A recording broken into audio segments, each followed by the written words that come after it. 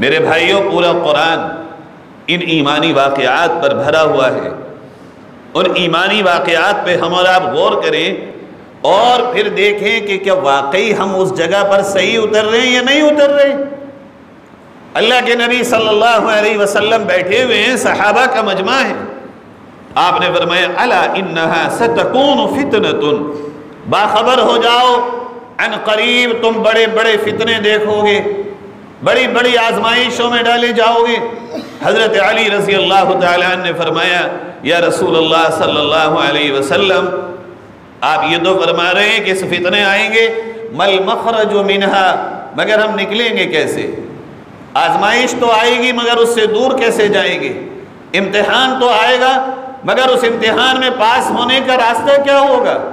اللہ تعالیٰ حضرت علی رضی اللہ تعالیٰ عنہ کے اوپر ہزاروں کروڑوں رحمتیں نازل فرمائے کہ آپ اگر یہ سوال نہ کرتے تو اللہ کے نبی کی امت کو وہ مسئلے کا حل معلوم نہ ہوتا جو آپ نے فرمایا۔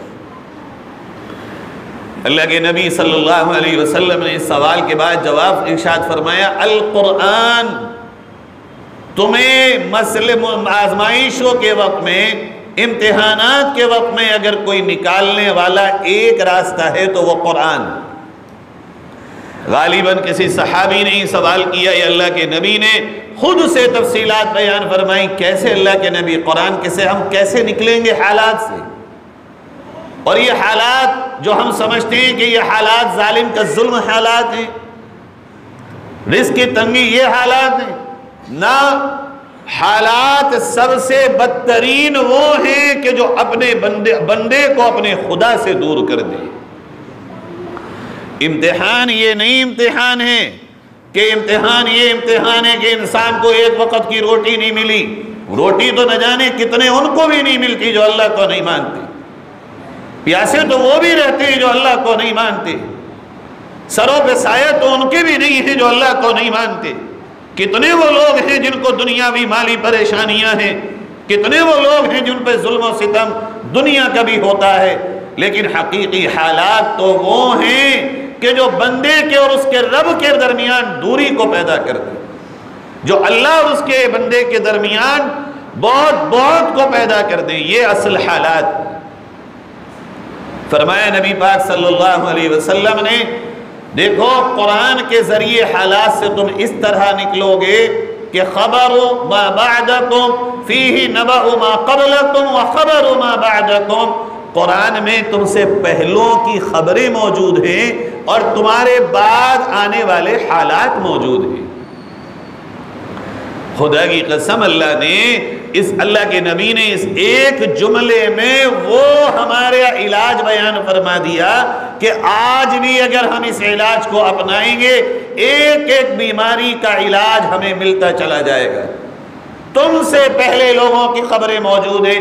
کیا مطلب؟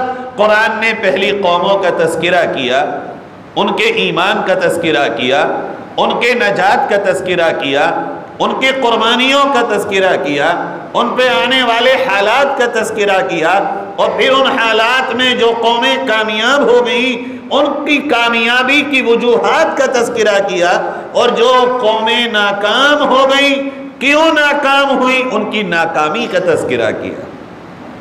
کون اللہ کے قریب ہو گئے، اللہ کے قریب ہونے کی وجوہات کیا تھی، ان کا تذکرہ قرآن نے کیا، اور جو قومیں اللہ سے دور ہو کے اللہ کے عذاب میں مبتلا ہو گئی ان قوموں کا قرآن نے تذکرہ کیا۔ علماء فرماتے ہیں آج بھی اگر تم وہ کرو گے جو پہلی قوموں نے اپنے نبیوں کے ساتھ وفا کا معاملہ کیا اور ایمان پہ جمے رہے، اللہ نے برے برے حالات میں انہیں کامیابی عطا کی، آج بھی تمہیں کامیابی ملے گی۔ اور اگر تم وہ کرو گے جو اس دور میں اللہ کے نبیوں کے خلاف کرنے والوں نے کام کیا اور ان پہ عذاب آیا، آج اگر تم وہ کام کرو گے تو اللہ کی پکڑ آج بھی آئی۔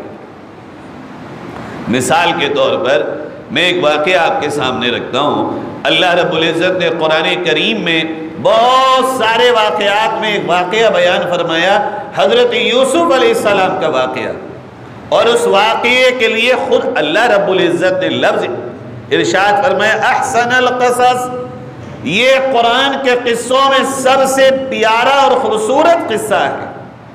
یہ قرآن میں اللہ نے خود بیان فرمایا سب سے اچھا قصہ، عبرت کے لیے، سبق کے لیے، عمل پہ آنے کے لیے، درس لینے کے لیے، قرآن سے فائدہ اٹھانے کے لیے سب سے بہترین قصہ اگر کوئی ہے، فرمایا یہ حضرت یوسف علیہ السلام کا قصہ ہے۔ چھوٹے سے ہیں ابھی، سگے بھائی مشورہ کر رہے ہیں، اور مشورہ کرنے کے بعد میں تفصیل میں نہیں جا رہا ہوں، کنویں میں ڈال دیتے ہیں۔ کنویں میں ڈالنے کے بعد 100% ان کا گمان یہ تھا کہ یوسف کو جب ہم کنویں میں ڈالیں گے کوئی بچانے والا نہیں آئے گا اور اس کی سانسیں گھٹ جائیں گی اور یہ مر جائے گا۔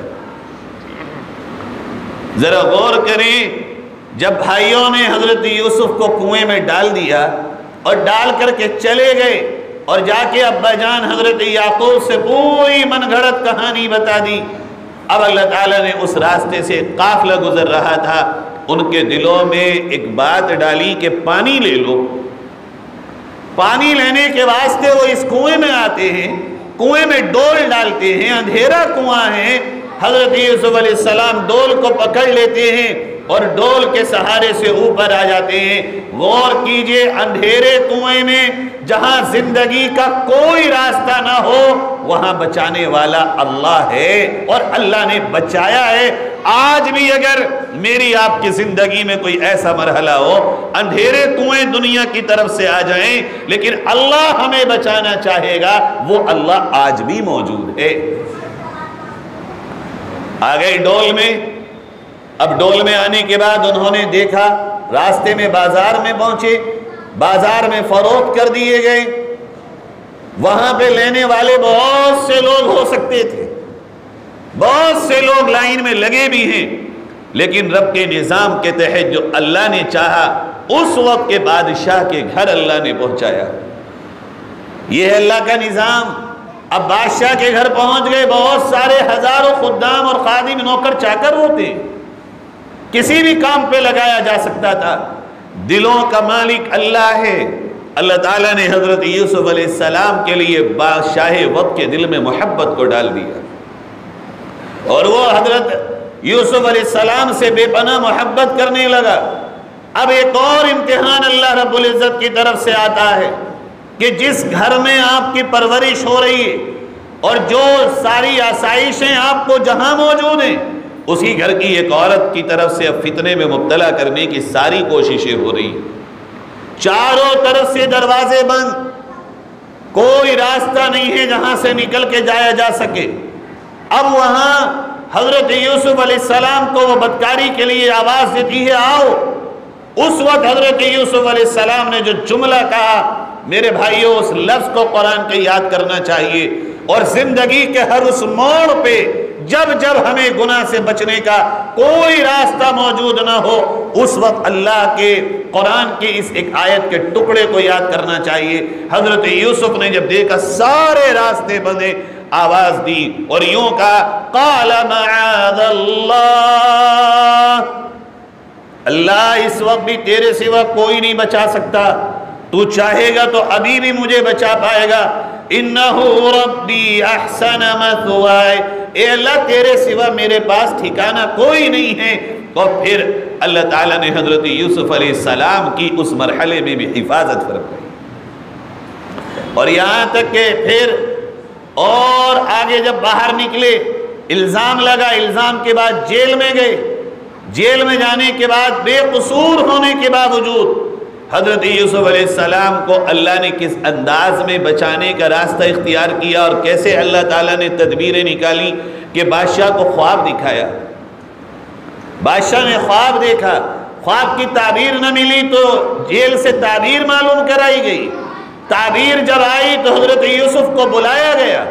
اب جب بلایا گیا تو اللہ نے عزت سے نوازا، اور حضرت یوسف نے سوال کیا، پہلے میرے اس مسئلے کو حل کیجئے بادشاہ سلامت، کہ جو مجھ پہ الزام لگایا تھا آپ کی محترمہ نے وہ صحیح ہے یا غلط۔ حضرت یوسف کے سوال پر ان کو بلایا گیا، اور پھر پورے مجمع میں اللہ تعالیٰ نے حضرت یوسف علیہ السلام کو عزت عطا فرمائی۔ پریشانیوں کا آنا اللہ کی ناراضگی کا ذریعہ کبھی نہیں ہوتا، امتحان کا آنا اللہ کی ناراضگی کا ذریعہ کبھی نہیں ہوتا۔ میرے بھائیوں، امتحان ہمیشہ کامیاب کرنے کے لیے ہوتا ہے۔